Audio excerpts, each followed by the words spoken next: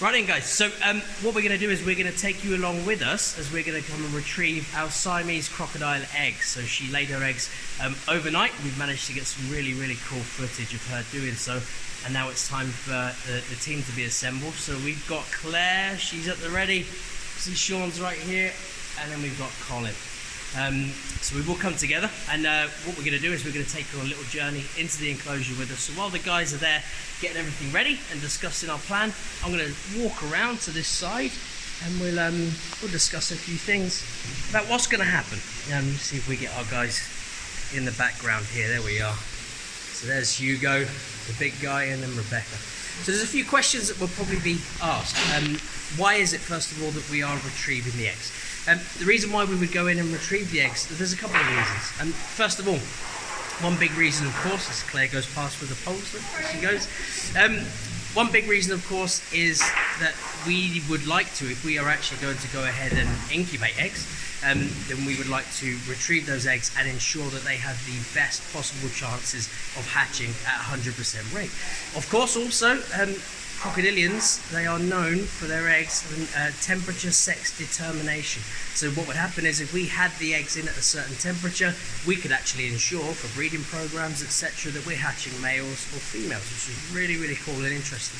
I guess the main reason we would go in and retrieve these eggs is the Siamese crocodiles, although they are critically endangered and wild numbers are estimated, there's Rebecca, wild numbers are estimated, oh, Hugo's got the pole, at under 1,000 individuals living out in the wild. And they do belong to a European studbook, these two in particular. That was a good jaw pop. And do belong to a European studbook. And of course, there's no call at the moment for Siamese crocodiles throughout Europe. They're very well represented. Hello, Hugo. They're very well represented in zoological collections across Europe. So there would be no need. And of course, we also need to manage how many of these crocs that we are hatching here with us, because we already have around about over 150 crocodiles, so we don't want to be inundated with far too many crocs than we can manage.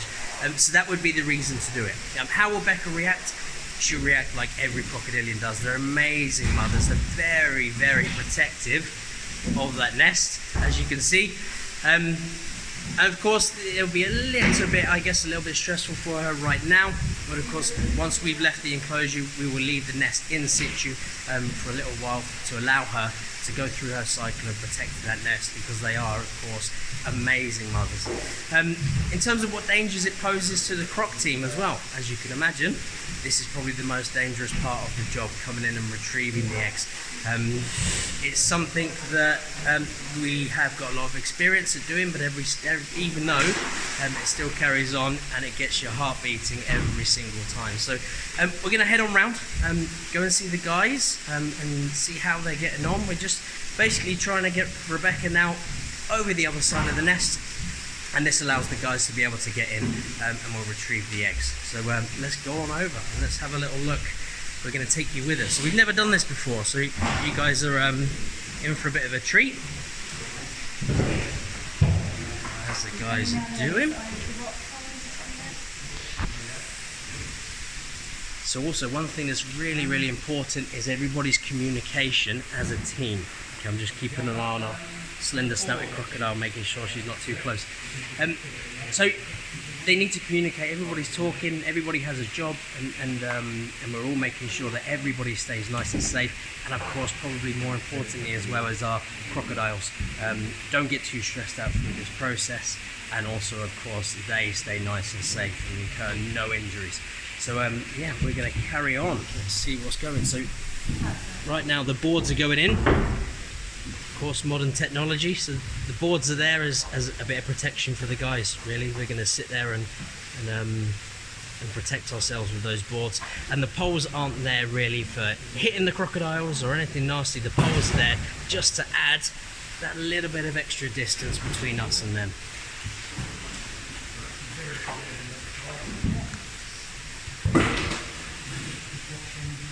So what the guys will be doing now is they're just getting Rebecca into the best position possible. And when she's in the best spot, and also we've got eyes on Hugo, being a very attentive dad that he is.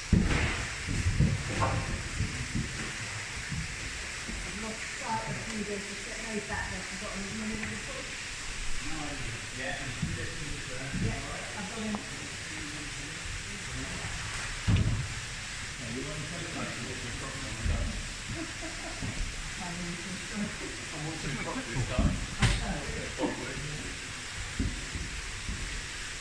what Sean's doing now will be collecting information. I'll spin you around, hopefully you can see everything that's going on.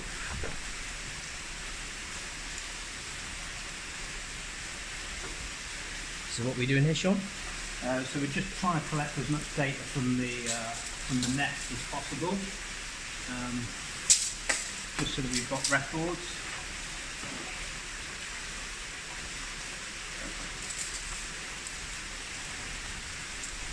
So the type of information that we are gathering right now will be everything to do with the nest in particular. So how tall the nest is, where is it in comparison to last year. We even take temperatures inside the nest, temperatures of the eggs when they've been laid, and this is all information that gathered over years and years can paint a really good picture as to the behaviour of our crocodiles and what they do. You see Hugo's just on the move a little bit as we come across. We'll show you. Hopefully you might be able to see Hugo's nose. And we're going to have a look and we'll see. Yeah, you're right there, Colin. So we have an egg just here. Sorry guys. Try not to get attacked by crocodiles and show you everything that's happening. So you have an egg, and of course we have our temperature probe right next to it. So what that will do is allow us, so we have to make a little bit of a run for it as Hugo's coming along.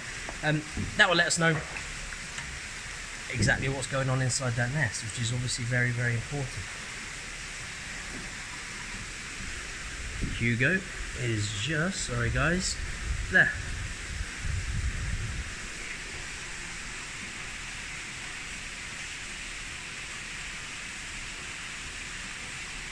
One thing obviously you will see is just how difficult it is to be able to see what's going on in that water. This is why it's so important for everybody to behave as a team and say exactly what's going on inside the enclosure as it's happening. Could you pass me an egg box, please? We'll go and get an egg box. So the egg box, what these do, I'll show you just here. These would go into the incubator, and these would keep the eggs nice and warm and in the best possible condition that they could be in.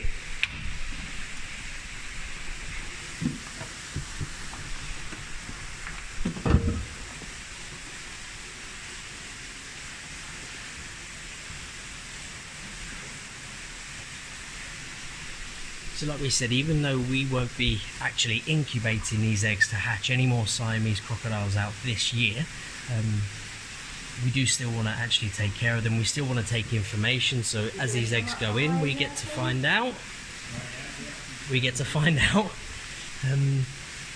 how many eggs she laid, what sizes they were, what was the comparison to last year. Of course, Rebecca is probably still maturing slightly. She's probably still putting a little bit of size on, so the eggs actually may change sizes as the years go on. So this is all, like we said, a good way of painting a little picture of exactly what's happening.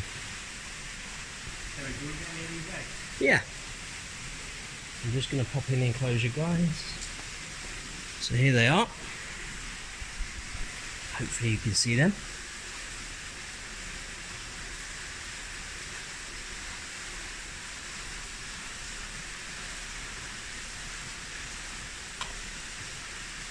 Also a good indicator as to how recently those eggs were laid, if you can see nice and closely how shiny they are. So they're still actually a little bit wet, so the eggs would be surrounded by this kind of mucus, if you like, which is obviously a lot easier for the female when she's laying the eggs, and it can protect the eggs as they're being laid into the nest too, so they don't get too many cracked or mashed up in that process. Colin's happy? It's groovy, mate. I am groovy. Colin's happy. Claire's over here protecting us all. It is very warm in here, guys, as you can tell. I don't have a hot heart. I That's guess you knew that. Oh, it's going to come back my way. and then Sean's there collecting data as we go, like we said.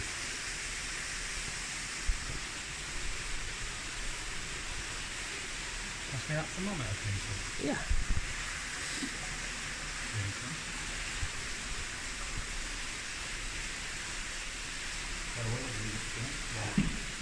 He's coming back round this side of the rock, guys. Yeah. You can see him. Yeah, There we go. Now it's time, when we're working in a confined space like this and the crocodiles decide they want to come along, Colin, hold on. that we make a smart move and we exit. We've got all the eggs we want. We've got all the information that we need. I'll just make sure you can see, guys. There's Rebecca, just gone below the surface, if you can see her there.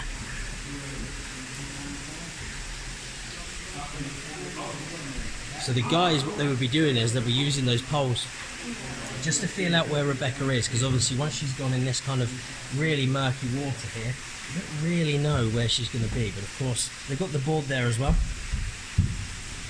And the board, like we said, works really, really well in helping us out as Rebecca's come back along again.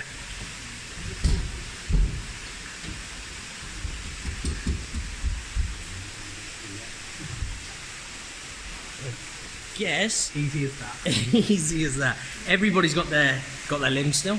I mean, they haven't made it out the airlock yet, but hopefully, fingers crossed.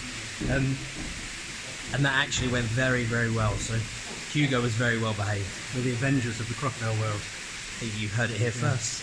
There we go. We did assemble, so. And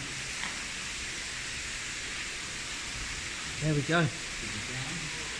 So that is, guys. So what we'll do, we'll be counting up those eggs. We have a little sweepstake within the croc team. We all had a discussion last night, talking about how many we thought were in there. I said 29. Colin said, how many eggs? 28, only because you picked 29. 28. Claire said 33. 33, and Sean said 34. 34. So stay tuned to find out. Right, guys, so we're all out of the enclosure. Everyone's out of the airlock, nice and safe. All still got our limbs, we said, and we're going to hand over and basically speak to the guys who are at the front, because I was just holding the camera really. So speak to the guys and see how they feel everything went. And we'll pop over to Sean. Well, you can see we're back to our social distancing. Yeah, but seriously, you know, we obviously, especially at this time, we should be spending a bit of time apart, but when you're working with animals, particularly dangerous ones, doing these necessary things, it's impossible to do. So we broke those rules during that. It's all on film. And of course, we've come over as well. Obviously, Colin. So Colin was right at the front with the board where Rebecca was popping her jaws, which hopefully we got on film so you could hear that. It was very impressive, wasn't it? It's very cool. Impressive. But how did you feel it went, Colin? I think it went all right. I mean, obviously, she's being a very good mum. She always is. Little Rebecca there. And you made them notice we have to give her a bit of a persuasion off the nest there. The danger is still all to us. It's actually not as forceful as what you would imagine. It's really just a matter of getting that board in front of you or between you and the crocodile, and just inch by inch, just moving her away from the nest so that you can safely collect the eggs without any incidents happening. So yeah, good mummy as usual. All went well. I'm quite happy, and like I mentioned, we're all still got our limbs. We've still got our limbs as well. And we had to call Claire in on her day off. Like, she was very nice and came in and helped us out. So that's about it, guys. What we're going to do is we're going to head away and go and weigh and measure these eggs, and we'll get some nice footage of that as well, and explain to you what we're doing and why we do it. Rebecca has gone straight back on top of that nest. As we said, we leave that nest there for her to go through. She will still protect that nest. So it's not necessarily the egg she's actually protecting, it's the nest right there. And as that nest is there, she will keep protecting it. And Hugo will be somewhere down there, keeping an eye on us, making sure we don't get too close again. So yeah, we're going to take you with us, guys. Come with us, and we'll show you how we go through and weigh and measure these eggs.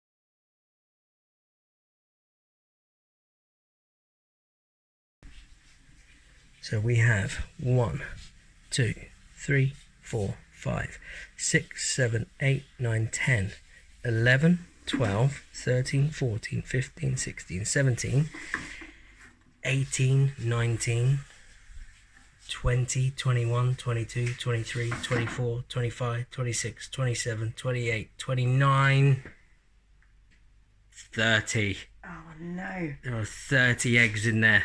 Must be another 3 in that nest, I think. So I think, going on memory again, that means I'm correct. I'm the one who gets the prize, and I'm going to choose to go for a bit of a swim with Hugo for my prize. Okay, guys, so there you have it. So this is going to be a little bit of a summary over how everything went, and again, just to touch on a few bits of information that we maybe didn't cover in the main video. So the eggs have been collected. They're all good. 30 eggs in total, so that's a good year for Rebecca. And again, it means that I actually got it right. Well, technically, a member of the reptile team got it right, but I got closest in the croc team, which is good. And essentially, the eggs are just here behind us. Look, and we can see sat inside there. We've got 10, 10, and 10 right behind me there. So a good year of eggs. Now, we did mention in the video, obviously, those eggs are not going to be hatched, so they're not going to be incubated all the way through, but they are in an incubator right now. Main reason for that, these eggs are actually going off to on an international program, or international research program, sorry, which is going to be with Imperial College London, Imperial College London, and also Harvard University in America. So there's a little study going on, studying genetics and links back to ancient crocodilians and things like that, which is really, really cool. So that's where these eggs aren't going to go to waste. This is where we're going to go.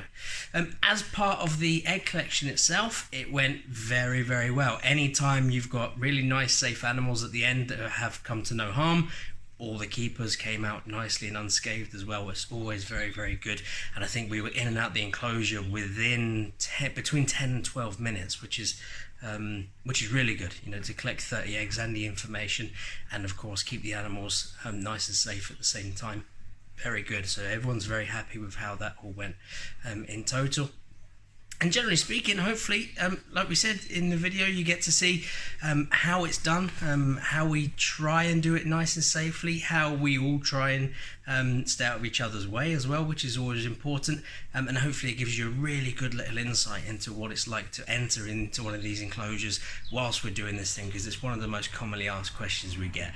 Do you have to go in there, and what's it like when you do go in there? So you can see if it's done correctly, if it's done nicely, and nice and smoothly as a team, then it's been nice and safe, and most importantly, as we said in the video, nice and safe for the animals too. So these eggs, obviously, like we said, they aren't going to go to waste. They are going to be as part of this international research program.